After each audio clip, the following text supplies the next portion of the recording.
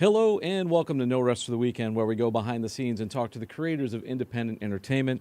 I'm Jason Godbey, and with me in the Rabbit Hole studio today, she is a film industry support specialist and the founder of Silver Screen Network Group, Miss Kinyarda Wright. Welcome, Kinyarda. Thank you very much for having me, Jason. Hey, thanks for coming, man. You schlepped all the way down from Harlem. Yes, I did. Quite a ways. Yeah, quite a ways away. Up north. For those of you who don't know New York City, Harlem is way at the top of Manhattan Island, and Brooklyn is way downtown from that. Yes. So right. thanks for schlepping. We really appreciate it. I'm glad to be here. Kinyarda's here because she is like a networking ninja, and we want to talk about that. She has a networking group, and she does network meetups. But before we get into that, before we do our deep dive on networking, I want to just kind of talk to you about you and get a sense of like how you got into this mess and how you came to the film industry. Like, what is your origin story, so to speak? Okay. Well, I started in the entertainment industry. Now it's been 18 years. I started off as a production assistant at CBS in Los Angeles, and I was a production assistant on numerous programs for CBS, like The Price is Right, The Craig Kilborn Show, The Wayne Brady Show, The Young and the Restless, The Price is Right. Did I mention that? I might have. Mm-hmm. And that's how I got my start. And I pretty much bounced around in numerous positions with numerous companies for, 8 years before I got a little bit more focused into the direction that I've taken now and that I've gone into now. And talk about that a little bit more. So what are you doing now with Silver Screen? So about 2.5 years ago, I decided that I'd like to put my contacts to great use because I've accumulated so many over the course of the last 18 years. And I said, maybe I should throw a networking event and see what happens. And from there was the birth of the Silver Screen Network Group. And basically, it's a networking organization that focuses on pairing film and television production creatives in an atmosphere where they can all benefit from one another. So, if you go to the networking events, you can have an executive producer who may be looking for content, and then they could be paired with someone like an 18-year-old screenwriter who has the script in the hand, or maybe a casting director, or maybe a media professional, or different professionals in the film and television industry, and then also vendors as well. So it's a really awesome networking event.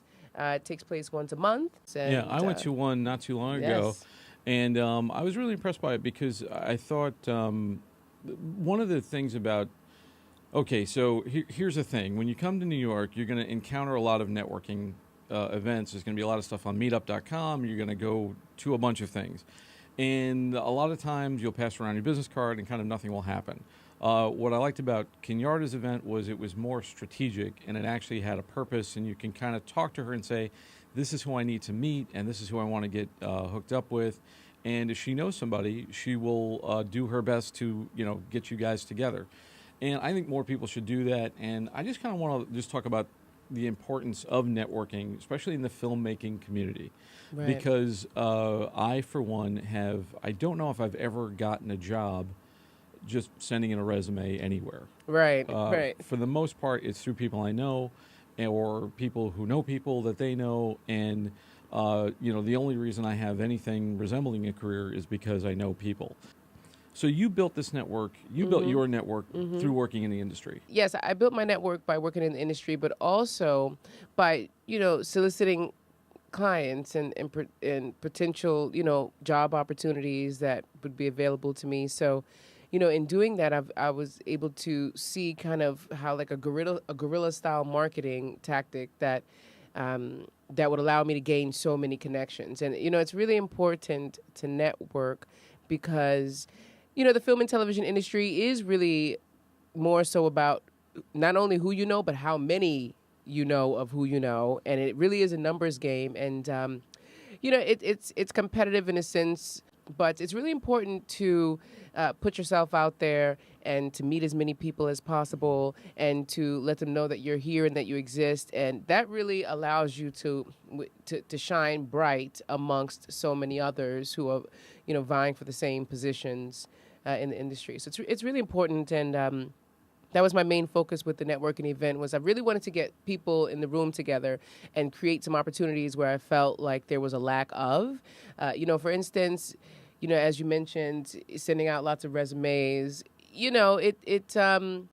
Unless you have some type of a resume, nowadays the resumes are very colorful and they stand out on their own. But unless you have some kind of a way in that will set you apart, the networking is really effective to be able to help you meet those connections that are hard to get, like, executive producers at Netflix, or content acquisitions and content developers. Those people are really difficult to meet, and it's not like you'll stumble upon them every day, or even if they give you the time of a day to present yourself in a way that would give way to a position at a company. You mentioned volume. So not only do you have to talk to people, but you have to talk to a lot of people. Thousands. And for me, I had this deep dive discussion where I was getting into it with a friend of mine who's a producer, and I was saying, like, man, we just fling spaghetti for a living, like, and you got to make a lot of spaghetti. Lots and lots of spaghetti, and you need lots of water. Yeah, so it's like, so with networking too, it's like you never know who you're going to meet, and right. You have to meet them at the right time. Because I've met several television executives, but if I didn't have anything to pitch, or if I wasn't in the right place to meet them career-wise, then it would have been like, and then that guy's, by the time I get to him, he's on to his next job, right, at the next network, and right. I missed my window, kind of thing. Right. On the other hand, when you do meet these guys, so that's kind of wanted to get into, like, sort of tips for networking, because there's a way to do this, and yes. not everybody's good at it. I don't. Right. I don't particularly. It's not my favorite thing in yes. the world, but I do it, and I do it pretty well because it's a survival skill at this point. And if you want to be alive in this business, you have to know how to network. That's right. So can you go down to, like, some tips for networking? Like, when you go to this event and you meet somebody, you want to exchange business cards and so forth, but kind of where do you go from there? Like, how do you not just say, hey, I'm so-and-so, give a business card, but actually start to build a relationship? When you go to a networking event and you don't know who you're going to meet, you don't know who is there. However, depending on the type of networking event, for instance, our networking event, we have name tags that state the title and the company and then the position at their company. So that gives you a little bit more information as to who you're meeting. But if that's not the case, as it isn't with many networking events, you always have to meet people and have a very vibrant personality. And when I say vibrant, I don't mean, every person you meet, you're very, chipper and excited. I mean, but the way that you present yourself is very lively and being very optimistic of whoever you meet. Because the thing is that the cool thing about the industry is it's really large, but it's also very small, and then everyone really is separated by 6 degrees. So if you meet someone who's a production assistant, they could have been a production assistant on a Steven Spielberg film, and then 5 years down the road they've moved up quickly, and now they're line producer for a major independent film like the Blair Witch Project or something like that, and then they move on to something big. So you really don't know who you're going to meet. So it's really important to put your best foot forward and to not frown upon any person that you meet, and give yourself, an opportunity to meet everyone in the same manner and not be discriminative based off of, what role or title they may play. So you just never know who you're going to meet, but everyone should hold the same value. But, I'll mention that when you meet someone, I think it's important to, of course, when you put yourself forward and be very honest. And I think that stating what you need and what you're looking for from whoever you meet is really important. And that will definitely give you lots of information and lots of feedback from various people who you meet, and from that they will see that as you being very honest and very open, and then they will take that opportunity and they'll remember that. And when projects come up, they'll say, oh, hey, I remember meeting this person at the Silver Screen Network group. They said, or any other networking event, and they said, oh, hey, they were looking for a production job. And I remember them saying that they just got their CDL license, or, something like this, or they worked on some kind of a film and they specialize in some kind of a special effect, or, or they were cinematographers and they specialized in non-scripted, or anything of this matter. So I think that putting yourself, giving 100% effort into meeting each person and being honest about what you're looking for and be honest about what you're willing to put out will definitely help you. What you're talking about, basically, if I just to sort of sum it up, is like, present yourself, put your best foot forward in terms of presentation, be honest about what you want, and make an impression. And I think that's where a lot of people, it's hard. Like if you're not a natural talker, which some people aren't, so if you're not a natural talker, it takes practice. Like you got to do this stuff. Right. And it's one of those things where you want to make an impression, but you want to make the right impression. Right. Because you can make a big impression by being like a big jerk. Right. And that could work. And that could work in some sense. You never know. You'll be memorable. That's but, right. For me, it's like it's like what you said. I try to be nice to everybody and talk to everybody as if they're on the same level. Doesn't matter what they do, because you're right. Like today's PA is tomorrow's producer. And that happens all the time. Oh, yes. And everybody on a set who's taking a job, they might just be a PA on. So even when you meet somebody on set, they might be a PA on that shoot. But, they're going to be making their own film, and, you might be the cameraman on this thing, but they'll hire you to be the DP. That's right. So it's really important to kind of like make those. It's hard because everybody, especially today, it's almost like a classist type appeal where everybody looks at people as if they're on different levels. And, and film is sort of paramilitary in its structure. You've got like the director and the DP, and then you've got on down. But that's just for that shoot, So like when you meet people out in the world, again, it's one of those things where you have to know how to talk to people, and I think probably the hardest thing you touched on is actually saying what you want, right? Because I don't think a lot of people know, or if they don't know, or if they do know, they don't know how to articulate it, right? So. That's a huge thing that I would say that I encounter. People who they're not really sure how to present themselves in a way that it comes across in the way that is effective. I think that with so many people, at the networking events, it can be a challenge, and it can be a little bit intimidating to just go up to people and just say, hey, hi, my name is Kinyarda. I'm a costume designer, and this is what I like, and it does take a little bit of getting used to. But I think that the truth of the matter is we're in the industry where it really counts, where who really does count. And it's the same thing as if you end up at a party for Sony, and then there's nothing but executive producers in the room. I'm pretty sure you're going to find a way to make yourself known. If no matter who you are, you're going to find a way to get across what it is that you do, and hopefully somebody will take recognition. But I have come across quite a few people who they're not even really sure how to promote themselves or to even put it in, a cohesive sentence. They don't teach you this stuff at film school. No, they certainly don't. So, they don't. And, I've kind of learned, one of the things that helped me was like doing this show, because I have to present to a camera, and I still, I still feel like a schmuck half the time when I do this, but like when I talk, but it's something that I wanted to do, and I thought it was important, and I got over whatever hang up I had about talking to a camera or talking into a microphone. And I think for everybody, like if you're not an actor, take an acting class, or take I don't know, get improv, go to something. Go to therapy, something where you can kind of get over that anxiety, right? And really kind of learn how to not only, because you can talk about yourself and you can sort of ramble on a bit, right? But to be able to be strategic, so you're not wasting anybody's time. And then I think the other thing is like the instinct of like feeling the conversation out. So like, for instance, when I had Jose Rodriguez here from Tribeca Film Festival, we were talking about like what to do if you meet Jose at a party, because basically Jose is one of the guys that signs off on grants for documentary films from Tribeca Film Institute. Great to know. So if you're if you're a documentarian, you meet him at a party, great.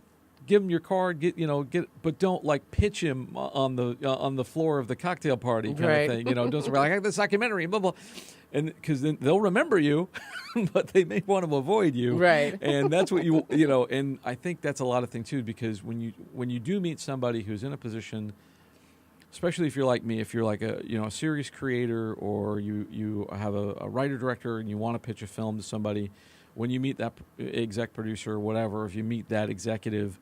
It's important to yes, follow up with them, but don't go hard in the paint right away. I don't think. Right. So let me ask you this question, because I think it's like dating. Like nobody knows like when you get the phone number when the first text should happen, or when do you email. So what's your kind of strategy for follow up? So my strategy would take place before we've even departed from having the conversation. So I think it's pretty effective if you meet someone and you exchange information and you're having conversations and you say, hey, is there a good time maybe that I can reach out to you? Or, hey, I may be in town this time. Or even, you can propose to even meet them at a later date. It doesn't only have to be through email. So you should think about other opportunities that you have to interact with them, not only just through email or phone call or social media, but you can also propose to take someone out for coffee or tea, or maybe a bite to eat. So, just as you gauge the conversation, you can gauge how to interact with them afterwards as well. So I think that if you people are more inclined to respond if they feel as though you're really going to reach out, because, lots of times people do meet each other at networking events and they may not follow up right away. And then that kind of like, can put a sour on the relationship. But I feel like people will take you more seriously if you come across as, hey, if you have something set in stone or make plans and then stick to them and follow them through. I think that it would be much more effective when you actually do reach out to those people. So I'd say to, once you gauge the conversation, establish some kind of plan before you leave that conversation, establish some kind of a plan to interact with them at a later time. Maybe you can as I mentioned, set a date or set a time, or just say, hey, I'd love to reach out to you tomorrow, between 3 and 5. Is that okay? And then follow through with that. Then they're going to be impressed by the fact that you're being so, that you're being really professional about pinpointing how to go about interacting with them. And then I think that once you follow through, they'll also be impressed by that. And then that can really help you to get some jobs in the future, because they'll say, hey, this person, they stuck to their word, and this person, it seems like they would have a strong work ethic, and that really plays a big role in film and TV, because as being on time and being prompt and professional, that's so important in the industry. There's so many flakes in this business, and people who they say they're going to do something and they don't follow through. I think that's great. I mean, I haven't really heard that before, but just kind of like being able to say, hey, I'd like to follow up with you. When's a good time? That's right. Instead of just saying, oh, I'll send you an email. Right. Right. And, that's something we all got to be better at, right. I think. There's also probably a trick to it in a way, too, where I meet you at a party and I say, hey, can I follow up with you tomorrow? There's a way of doing that so it doesn't seem too forward or too aggressive. Right. Because, you do want to follow up with somebody, right. but you don't want to seem like you're stalking them, So I guess there's a happy medium somewhere in there. But like what you're talking about is just being professional and say, hey, listen, I like what we're talking about, but can I follow up with you on Tuesday? Right. And I'll shoot you an email. I'd love to set up a time when we can meet. That's right. And they'll be honest with you. And they'll say, oh, you know what, tomorrow's not a good time, or I don't really get to my messages before, another 2 weeks. So that can give you a lot of information about how to go about reaching out to them as well. And I know for sure lots of people reach out to me, and I can't tell you, I have a few pet peeves when it comes to networking. Go for it. Tell us your pet peeves. Well, one pet peeve of mine is if we've never met before and you've heard about the Silver Screen Network Group, and you want to reach out and for more information about the event, it's wise to call me at a time. It's best to call me at a time where you think I would be the least busiest throughout the day, and not to call me or not to connect with someone after business hours. I think that's very unprofessional. I think that when you do reach out to people, I think you should first inquire if this is a good time to chat. And if not, is there a better time where you could discuss something? I can't tell you how many people call me and I say, oh, well, I'm on my way to a meeting, and they literally will, take 30 minutes and try to pitch to me what it is that they're trying to do or whatever goals they're trying to accomplish. And it's, that turns me off. That's a big turnoff for someone who can potentially connect you to someone who might be really valuable to your career. So I think that being respectful of other people's time, and as much as you want someone else to be respectful of yours, is a really, really big thing. Absolutely. Yeah. And like what you said is just having empathy and being able to listen to somebody.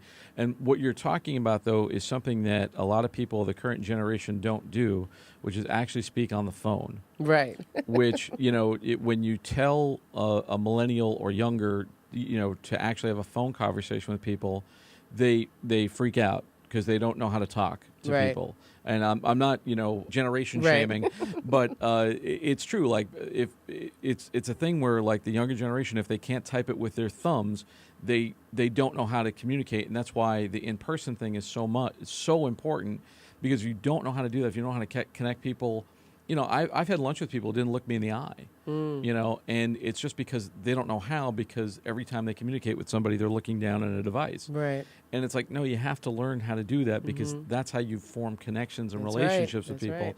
And that's how you build a career on relationships.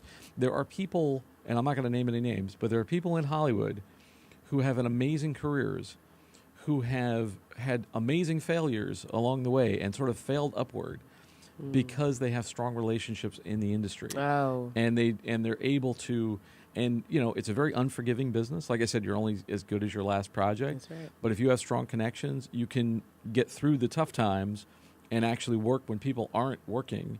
And because you have those connections, and it's really tough. And like what she's talking about is the real thing here. And I like what you said also about, like making a point right then and there to say, hey, I'm going to follow up with you, which a lot of people don't do. Right. It's very effective. I can tell you, anytime someone reaches out to me. They know you're serious, right? They know you're very serious. Everyone needs help.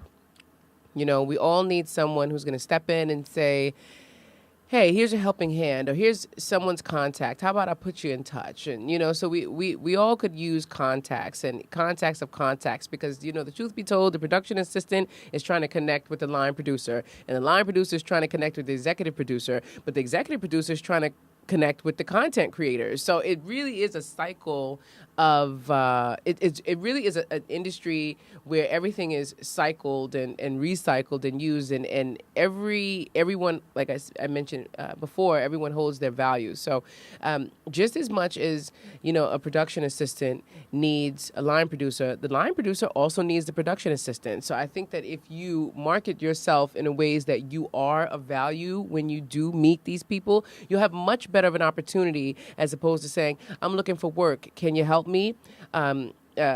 Versus, hey, I can really help your production. I can make sure that, every logistic is met, and I can make sure that all of the vendors arrive on time, and I can make sure that the scripts are read in this manner. So I think that if you sell yourself and you market yourself, not sell yourself, but market yourself or portray yourself, that you are as important to them as they are to you, then people will be more likely to see your value and feel the need to have you on board. And you're right. That, just as much as a PA needs a job on a set and they need to get in touch with line producers or, head PAs or ADs or whoever's going to hire them, those people need PAs, and they need reliable PAs. That's right. And when you come here, kids, when you want to come to New York and make films, you're going to start out as a PA. That's so right. Learn how to do that. That's right. Unless you get super lucky, but yes, the PA, count on being a PA, and the PA jobs can be a blast. Yeah, F was a PA. but it's one great. of those things where it's a mutual respect, and you have to have that in order to move forward in any line of work, but especially in this one because the world is so small. That's right. Anyway, I'm going to wrap up, but before I go, where can people find you on the web when they want to find you? You can find me on Facebook. You can find me on the Silver Screen Network group. If you go onto Facebook, you can also find me on LinkedIn. I'm super active on LinkedIn under Kinyarda Wright. You can also find me at www.silverscreennetwork.com. Awesome. Thank you so much for coming. Really appreciate it. Thank you for having me. And I will say thank you to all you out there for taking this trip down the rabbit hole. For more Behind the Rabbit productions and more No Rest for the Weekend, actually check out norestfortheweekendpodcast.com. You can also subscribe on YouTube and all the major podcast channels. So if you want to listen to us, we're on Anchor, iTunes, Stitcher, Google Play, Spotify, etc., etc. We just added recently in the past couple of months, we just added a new show, which is we have the regular show, which is this, which will happen every Wednesday, but then we'll also have this new show every Friday, which is a shortened show called Indie Film News. So it's No Rest of the Weekend Indie Film News, where we're keeping people up to date on what's happening in the world of indie film. So that's all I got for today. Once again, I'd like to thank my guest, Kinyarda Wright. Thanks for coming. And for Behind the Rod Productions, I'm Jason Godbey. Thanks for joining us, and we'll see you next time.